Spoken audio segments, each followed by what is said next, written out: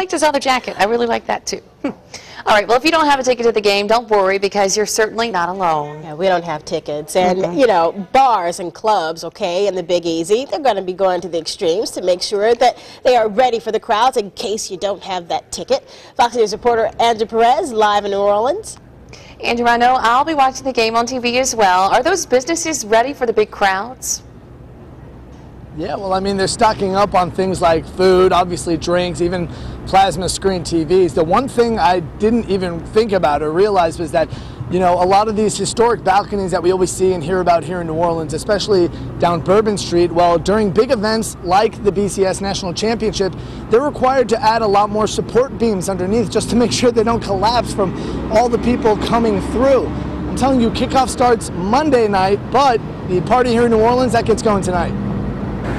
The big game may be in the Superdome, but the party is happening on the streets of the Big Easy. Thousands that couldn't get their hands on BCS tickets aren't letting that ruin a good time. People are coming to town because it is the festivity. It is the fun of it. That's the whole part of it. And that means lots of work for local club and bar owners. After all, the estimated number of visitors is just over 200,000. Pretty much getting ready, setting up all of the bars, just making sure that everything's stocked and overstocked, making sure we have lots of cold beer. We've been preparing for 2 weeks now, and now we'll be opening in the morning at 9 and 10 o'clock in the morning, and hopefully we'll have to kick everybody out to clean to reopen. Like most bars in the area, the Swamp is installing support beams, allowing the historic New Orleans balconies to hold all that extra weight.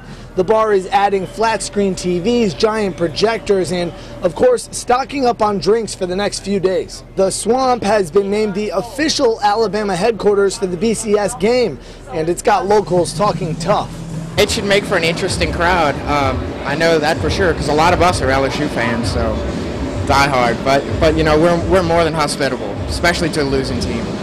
Alabama fans are already pouring into the city, many waiting to catch a glimpse of their favorite players. The city ready to host a party during one of the nation's most anticipated college football games in recent memory. That's what New Orleans is all about. You know, let's say le bon temps roulé, let the good times roll.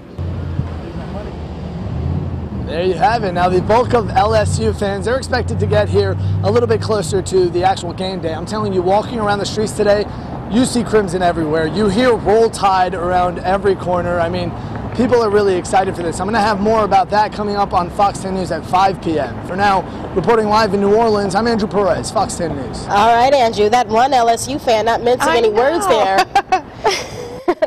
All right, well, we are just getting started with our coverage of the big game on Fox 10 News at 4. Coming up later, Rob Lee Hockey will have more on Media Day in the Big Easy. We'll also have live reports at 5 and all weekend long. And speaking of the weekend, don't miss